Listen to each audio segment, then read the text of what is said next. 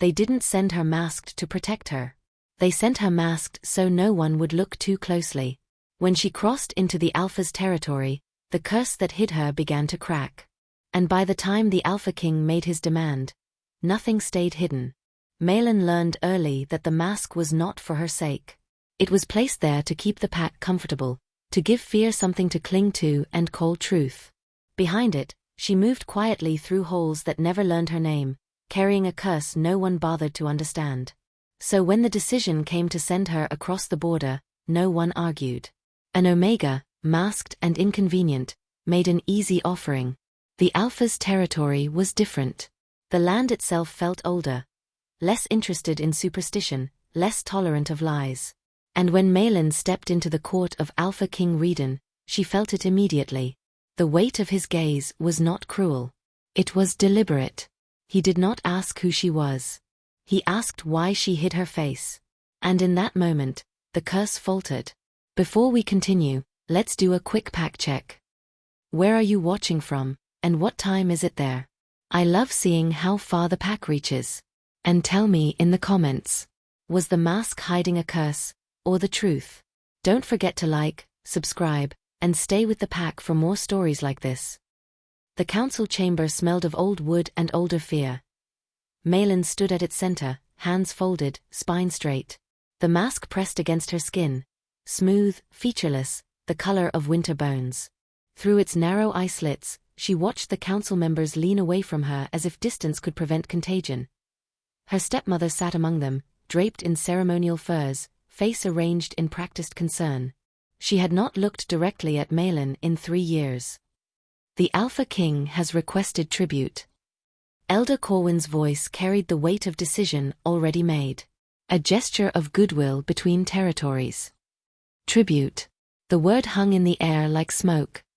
Malin knew what came next. She had known since the summons arrived, since the whispers started threading through the holes. The Veil Pack did not send their promising wolves across the border. They sent problems they could not solve and did not want seen. The Omega will go. Her stepmother's voice was silk over stone.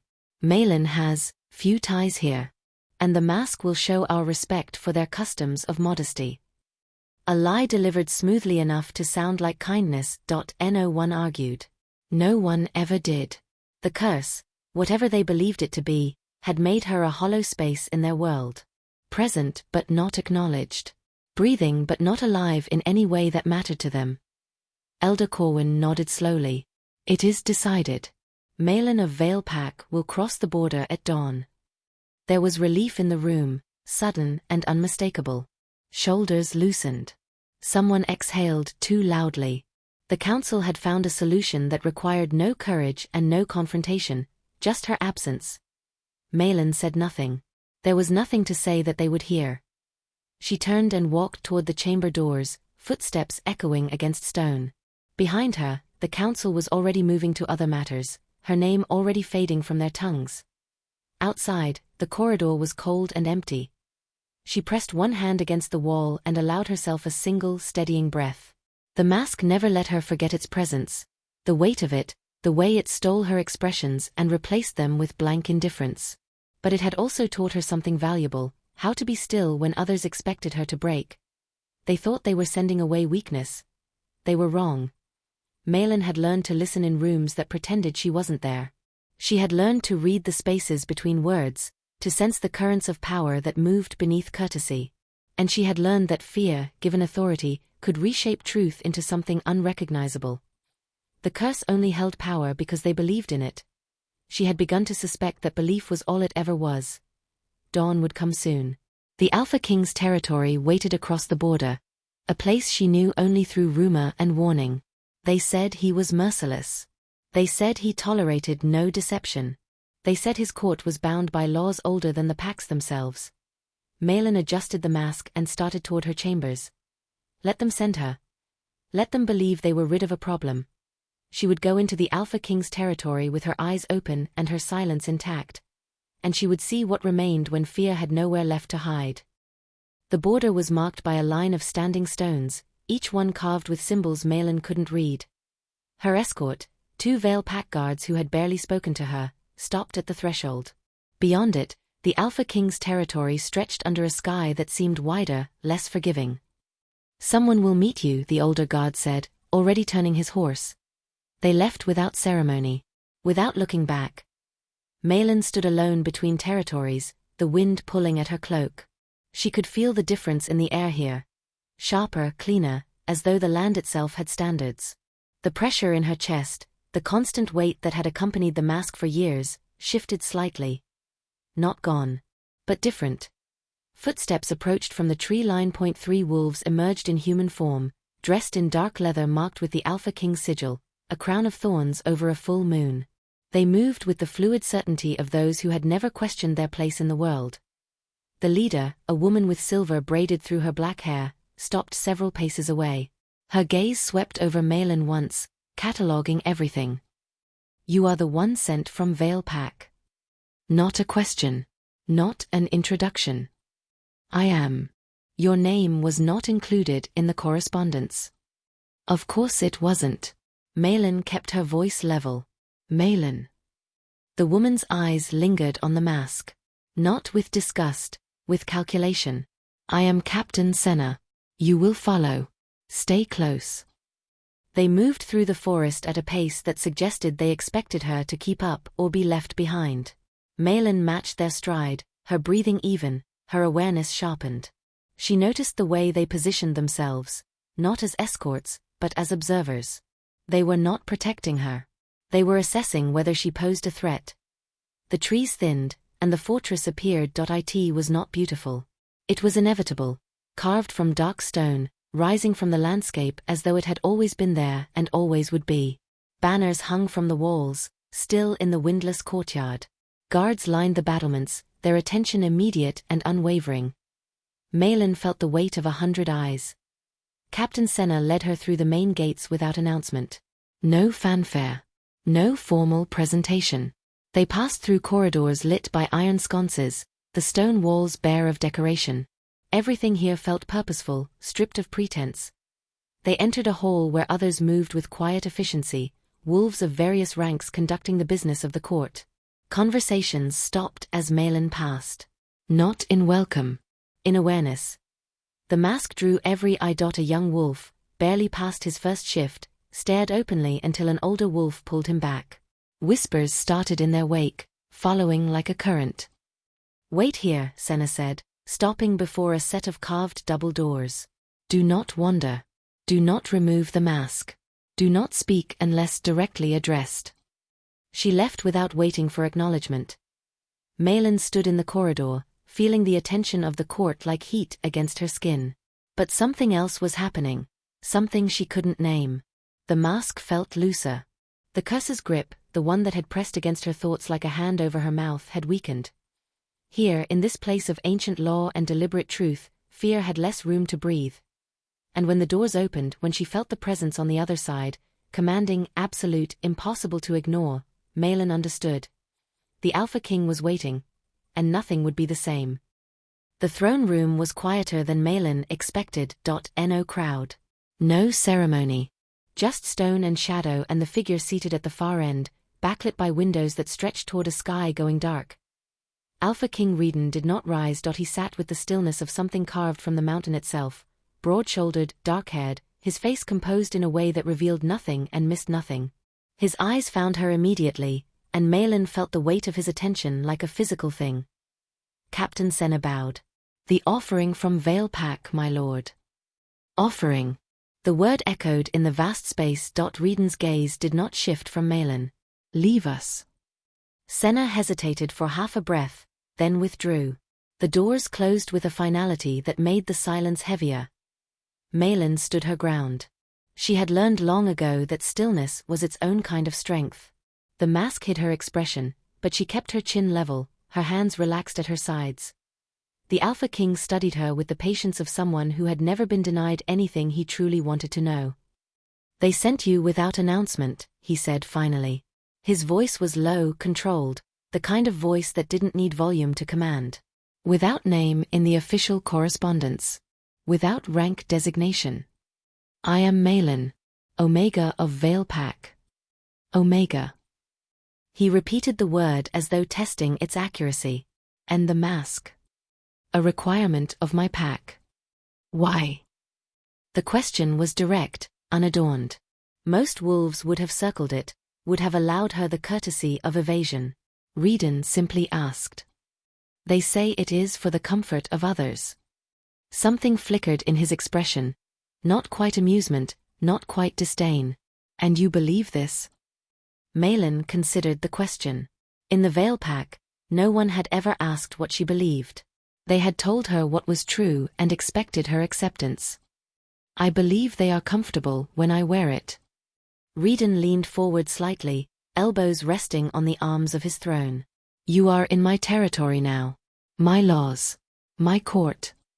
He paused, his eyes never leaving hers. Here, we do not hide what we are. It was not a command. Not yet. But the implication hung between them like a blade held at rest. The mask was placed by pack law, Malin said carefully. I am bound by it until released. Pack law.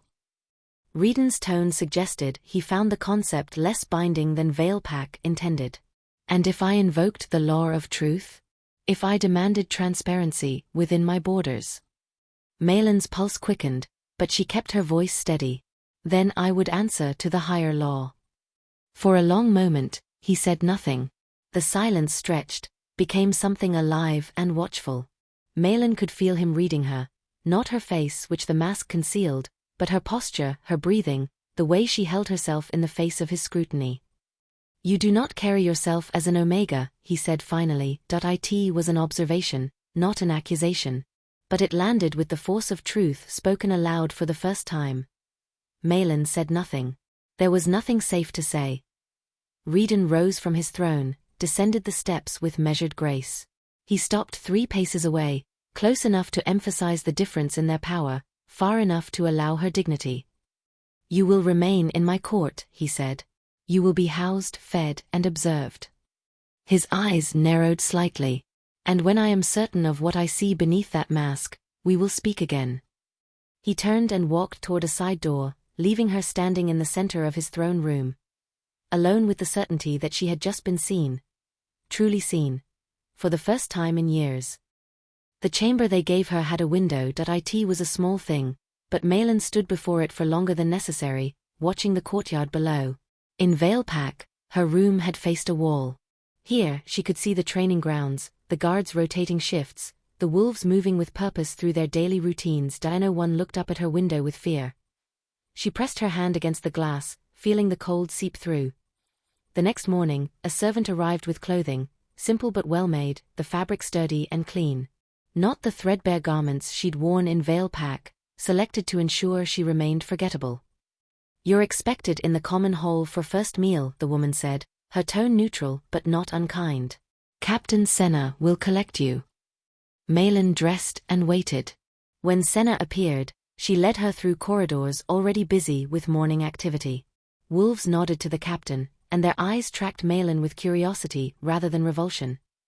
The common hall was vast, filled with long tables where wolves of various ranks ate together.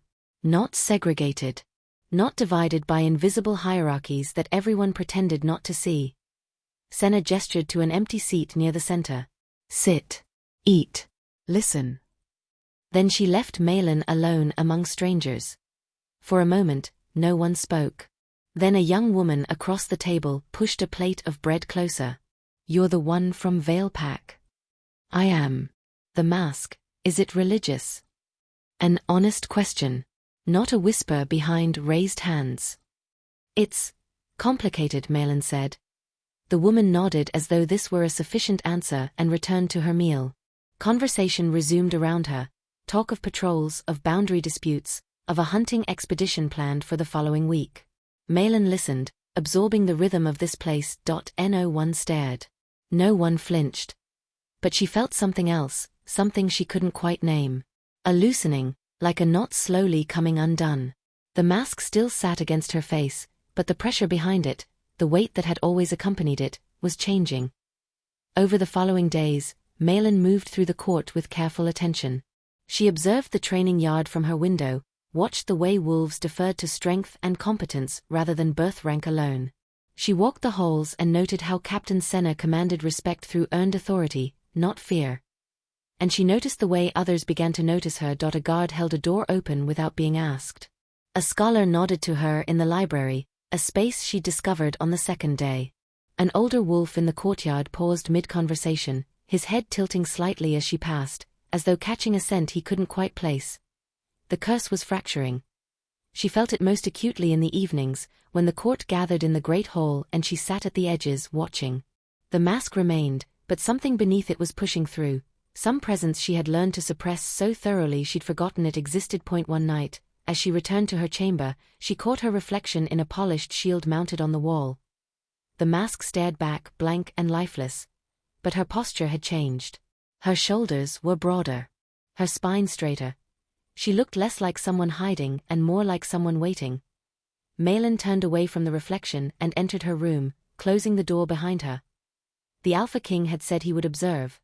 She wondered what he was seeing, and whether he understood that she was observing him in return. The summons came on the 7th day. A guard appeared at her chamber door as evening settled over the fortress. The Alpha King requests your presence. Private audience. Malin followed him through corridors lit by torchlight, her heartbeat steady but insistent. She had known this conversation was coming. Redan was not a wolf who left questions unanswered for long. The guard stopped before a door she hadn't seen before. Smaller than the throne room, carved with symbols that suggested council rather than ceremony. He knocked once and opened it. Inside, the room was lined with books and maps. A fire burned low in the hearth. Redan stood by the window, hands clasped behind his back, looking out at the darkening sky. Close the door, he said without turning. The guard obeyed, leaving them alone. Redan turned to face her. In this smaller space, his presence felt even more absolute. He gestured to a chair near the fire. Sit. Malin sat. He took the chair opposite, his movements deliberate, controlled. You have been here a week, he began. You have walked my halls, eaten at my tables, listened to my court. He leaned forward slightly. And you have worn that mask every moment. Yes. Why? I told you. Pack law requires it. Pack law. His tone was flat, measuring. You are no longer in Vale Pack territory. Their laws do not govern here. The curse was bound by their authority. Only their authority can release it. Redan studied her for a long moment. Or mine. The words hung between them, weighted with possibility. You invoke pack law to keep the mask in place, he continued, but you must know that in my territory, my law supersedes all others. I could demand its removal. Right now. In this room. Malin's hands tightened in her lap, but her voice remained steady. You could. And yet you sit here, arguing jurisdiction. Something shifted in his expression. Not quite approval, but recognition. Most wolves would simply comply. Or beg. You do neither. Would begging change your mind? No. Then I see no point in it. The corner of his mouth moved, almost a smile, gone before it fully formed. He rose and walked to the window, his back to her once more. I have watched you this week, Malin of Vale Pack. I have seen how my wolves react to you. How you move through spaces that should make you invisible. He turned, his eyes finding hers even through the mask's narrow slits. Something is changing. The mask conceals your face, but it cannot hide your presence. Malin said nothing. There was nothing safe to say. The curse, Redan said quietly. Tell me what it does. It makes others see what they fear. And in my territory? Where fear has less authority. It weakens. He nodded slowly, as though she had confirmed something he already suspected. Then we are left with an interesting question. If the curse is failing, why keep the mask? Because removing it felt like stepping off a cliff without knowing what waited below. Because the mask had been her only protection for so long, she wasn't certain who she was without it. Because change, even desired change, required courage she wasn't sure she possessed. Because, Malin said carefully, the curse may weaken, but it is not yet broken. And I would rather control when it falls than have it torn away. Reedon regarded her in silence. Then he returned to his chair and sat back, fingers steepled. Very well, he said. Keep your mask. For now. His eyes held hers. But understand this, when I decide the time has come, there will be no negotiation. No appeals to pack law or personal preference. I understand. Good. He stood, dismissing her with the gesture. You may go. Malin rose and walked to the door. She paused at the threshold, feeling his attention still fixed on her back. My lord. Yes. Thank you. For what? For asking instead of taking. She left before he could respond, but she felt his gaze follow her all the way down the corridor. Asking instead of taking. For now. It happened during a council meeting. Malin had not been invited, but Captain Senna had gestured for her to observe from the gallery, a raised alcove where scribes and witnesses sat during formal proceedings. Below, the Alpha King's advisors debated border patrol rotations, their voices echoing off stone walls. Reedon sat at the head of the table, listening with the same measured attention he gave everything.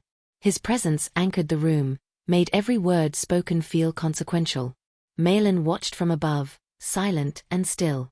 Then his eyes lifted, found hers across the distance. And something cracked. The pressure behind the mask splintered like ice breaking under weight. For a moment, Malin couldn't breathe. The curse's hold, already weakened, shattered further, and she felt her presence flood the room like water breaching a dam. Several advisors paused mid-sentence. Heads turned toward the gallery, expressions confused. They couldn't see her clearly from that angle, but they felt something. A shift in the air. A presence that demanded acknowledgement. One of them, an older wolf named Torin, frowned. My lord, forgive the interruption, but is there? He stopped, searching for words. Something has changed. Reedon's gaze remained on Malin for a heartbeat longer. Then he looked back at his counsel. Continue. But the room had shifted. The meeting concluded 10 minutes later, advisors filing out with backward glances toward the gallery. Malin left quickly, her hands trembling. After that, the curse's deterioration accelerated. In the training yard, she stood watching the guards spar. A lieutenant paused mid-drill, his attention drawn to her though she stood in shadow. You, he called out. You're the Vale Pack Wolf, yes? I am. He approached, his expression cautious but curious. Forgive me, but there's something about you. An energy. It's stronger each day. He tilted his head. Are you suppressing your rank? Malin stiffened. I am Omega. Of course. But doubt flickered in his eyes. My apologies. He returned to training, but she felt his attention circle back repeatedly. In the great hall that evening, Malin took her usual seat near the edge.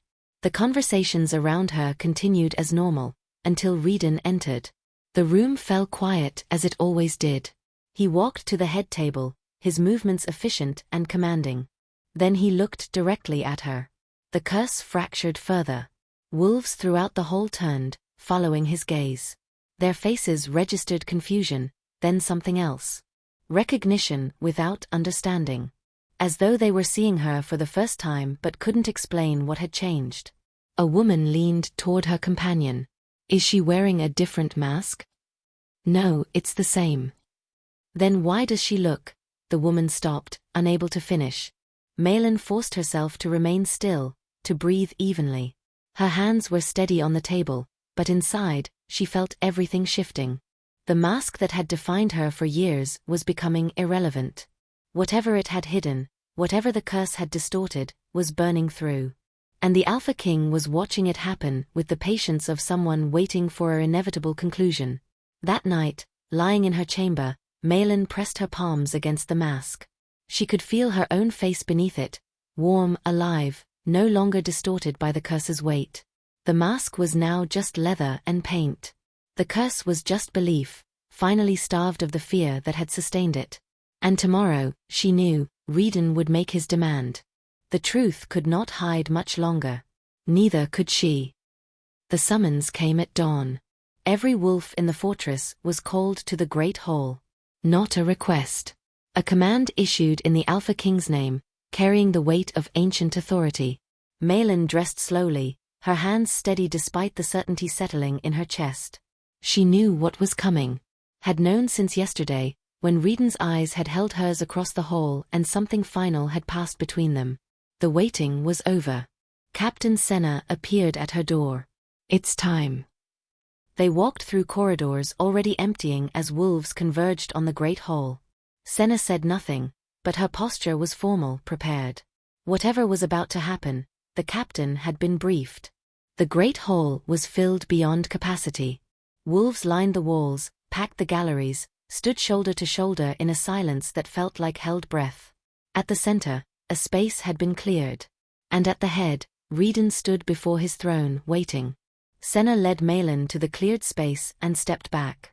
Alone in the center of hundreds of watching eyes, Malin lifted her chin and met the Alpha King's gaze.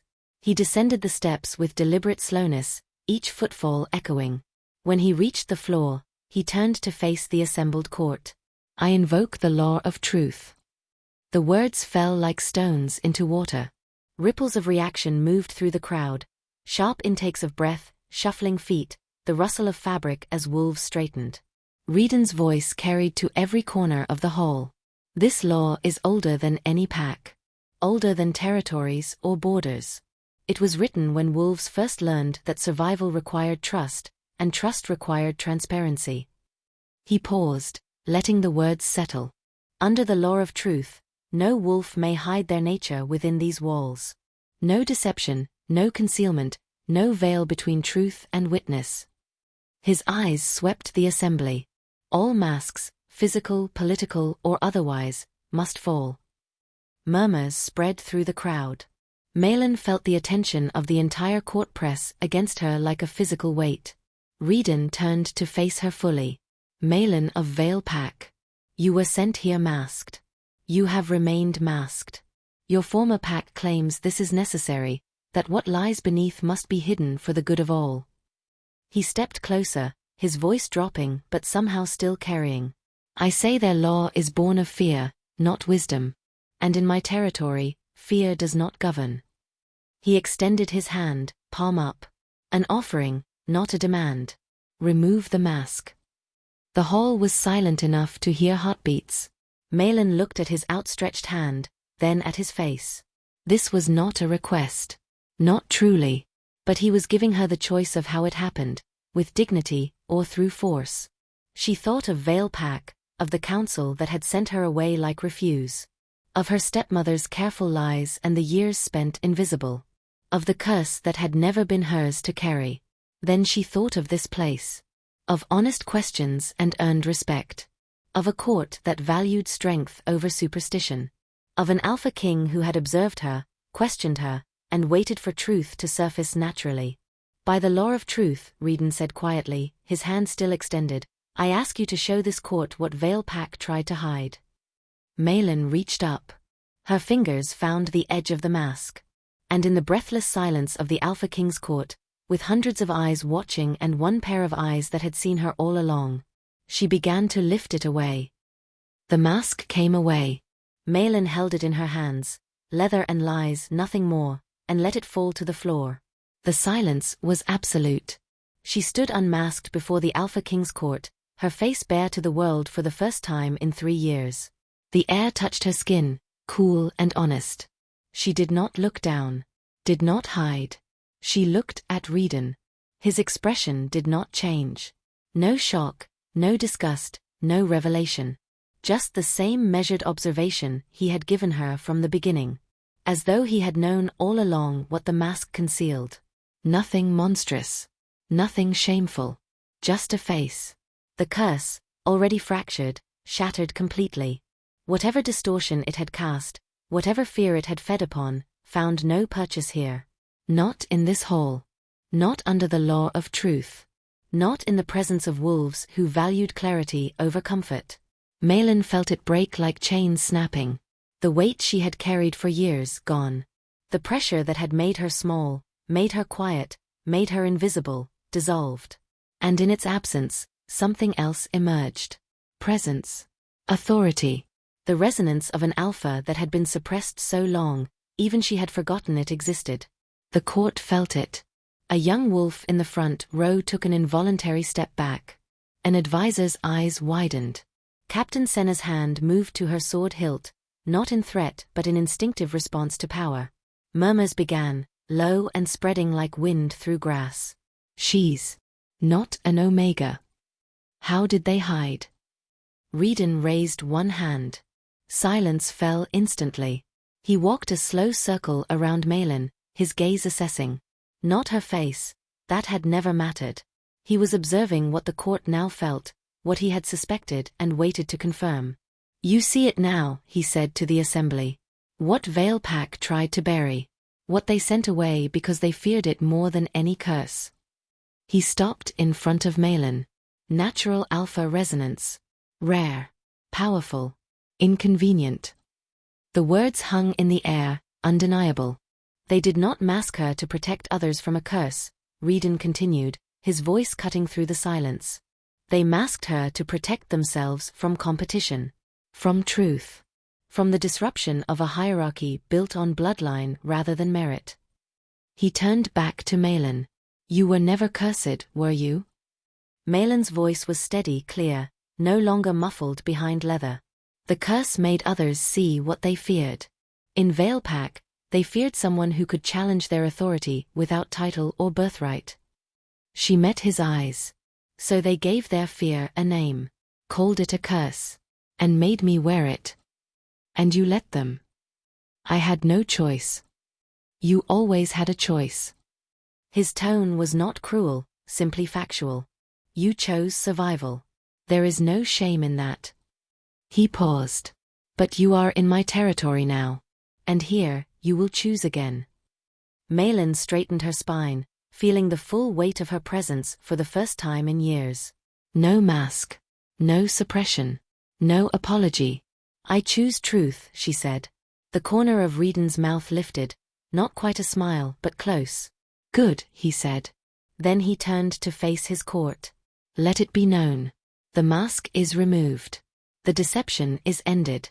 And what stands before you is not what Vale Pack claimed to send. He looked back at Malin, and this time there was something new in his expression. Recognition.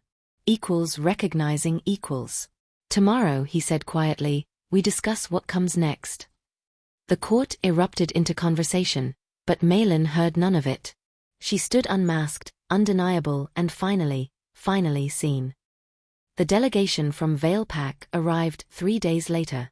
Malin watched from the gallery as they entered the throne room, her stepmother, Elder Corwin, and 2 council members. They came with smooth words and careful expressions, prepared to negotiate whatever misunderstanding had occurred. They were not prepared for what they found. Reedon did not rise from his throne. Did not offer the courtesies typically extended to visiting dignitaries. He simply watched as they approached, his face carved from stone. Alpha King Reedon, Elder Corwin began, bowing. We come regarding the offering we sent. Offering. Reedon's voice cut through the formality like a blade. An interesting word for what you did. Corwin faltered. My lord. You sent a wolf into my territory under false pretenses. Labeled her Omega. Masked her. Claimed she carried a curse too dangerous to reveal. He leaned forward slightly. You lied. Malin's stepmother stepped forward, her voice honey-sweet. There has been some misunderstanding. The girl, Malin, she is troubled. The mask was for her own protection. Silence. The word landed with absolute authority. Her stepmother's mouth snapped shut. Reedon stood, descended the steps. The Vale Pack delegation drew back instinctively. I invoked the law of truth, he said. The mask was removed. And what you tried to hide was revealed. He stopped 3 paces from them. Natural alpha resonance. Suppressed. Concealed. Weaponized into a curse to justify her erasure. Elder Corwin's face paled. My lord, you must understand, pack stability requires It requires truth, merit, strength acknowledged, not buried. Reden's voice was quiet, lethal. You sent her here hoping she would disappear, become someone else's problem. Instead, she has been seen. He gestured toward the gallery. Malin descended the stairs, her steps measured and sure. No mask. No hesitation. Every eye in the room followed her. She stopped beside Reden, not behind him. Beside him. Her stepmother's expression cracked, fear bleeding through the careful composure. You have two choices, Reden said to the delegation. Acknowledge what you did.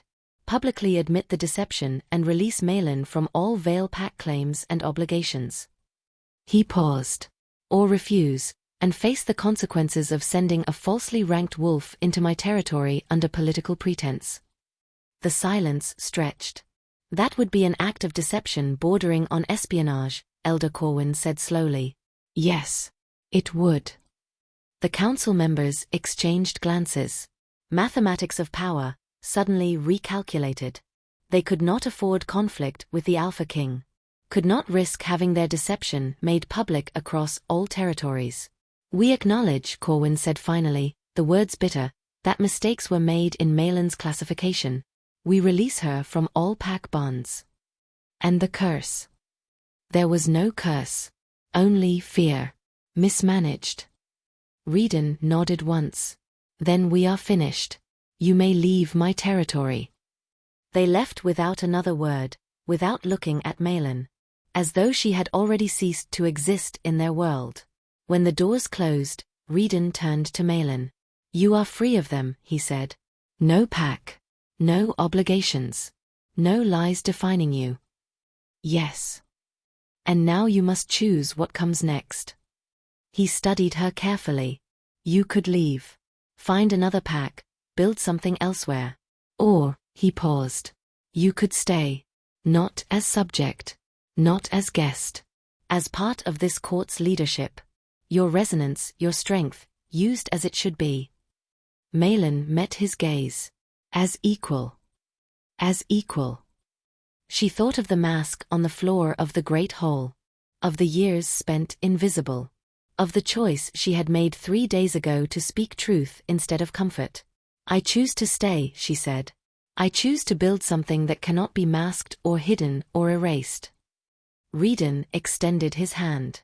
This time, she took it. Not as supplicant. Not as subordinate. As partner in authority.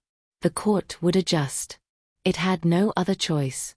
Truth, once revealed, could not be buried again. 6 weeks after the mask fell, Malin stood in the council chamber as an equal voice. Not decorative. Not symbolic. She spoke on border negotiations, on resource allocation, on the integration of wolves seeking refuge from packs built on fear rather than merit. And when she spoke, the council listened. Reden watched her with the same measured observation he had given from the beginning. But now, there was no question beneath it. No waiting for truth to surface. The truth was standing in his council chamber, commanding attention without demanding it. The court had adjusted. Some had done so immediately, recognizing strength when it was finally allowed to breathe. Others had taken longer, their old assumptions crumbling slowly under the weight of competence they could not deny. But all had adjusted. One morning, Reden summoned her to the throne room. Not a private audience this time. The full court was assembled, formal and waiting. Malin entered and walked to the center without hesitation. Her spine was straight, her presence undeniable. The mask lived only in memory now, a ghost of suppression that no longer held power. Reden descended from his throne. In his hands, he carried something wrapped in dark cloth. The court fell silent. He stopped before her and drew back the cloth, revealing a circlet of silver, simple, unadorned, forged with the same deliberate craftsmanship as everything in this territory. This is not a crown of rule, he said, his voice carrying to every corner. It is an acknowledgement of authority already present. Already earned. He met her eyes. You came here masked, labeled, dismissed. You leave this moment recognized. He did not place it on her head. Did not perform a coronation. He simply extended it toward her. An offering. A choice. Malin took it from his hands and held it, feeling the weight of acknowledgement. Not given. Not granted. Simply recognized. She placed it on her own head. The court did not applaud. They did not cheer. They simply adjusted their posture, their perception, their understanding of who held power in this room. That evening, Malin stood at her window overlooking the courtyard. The circlet rested on the table behind her, catching firelight. She touched her face, her bare face unmarked and unmasked, and felt nothing but skin. No curse. No distortion. No fear given form. Just truth, allowed to exist. Footsteps approached. Reedon appeared in her doorway, his expression unreadable as always. Regrets? He asked. None. He nodded, leaning against the doorframe. Vale Pack has sent word. They wish to renegotiate their treaty terms. They seem concerned about their standing. As they should be. You could return. Claim leadership there. Undo what was done to you. Malin turned from the window. Revenge is not the same as justice. And that pack is built on foundations I have no interest in repairing. Then you truly choose to stay. I chose to stay 6 weeks ago. Nothing has changed. Everything has changed. Reedon's mouth curved slightly, the closest he came to a smile. You are no longer the wolf sent here in disgrace. You are the wolf who rewrote her own story. Malin crossed to the table, picked up the circlet, turned it in her hands. I didn't rewrite it alone. No, Reedon agreed. But you were the one brave enough to remove the mask. That was always your choice to make. He left her then, as he often did, allowing her space to exist without observation, without expectation. Malin set the circlet down and looked out at the territory that had become hers. Not through marriage. Not through birthright. Not through rescue. Through recognition. Through truth. Through the simple, undeniable fact that she had stopped hiding and refused to be hidden. She had entered the Alpha's territory masked, nameless, erased. She would leave this room tomorrow morning wearing a crown that had always been hers. And the world would adjust. It had no other choice. If you enjoyed this story, subscribe for more werewolf tales of hidden truths, powerful alphas, and forgotten souls. Don't forget to like and share this story with someone who loves slow-burn fantasy romance. And before you go, let me know in the comments, where are you watching from, and what time is it there right now? This pack spans the world.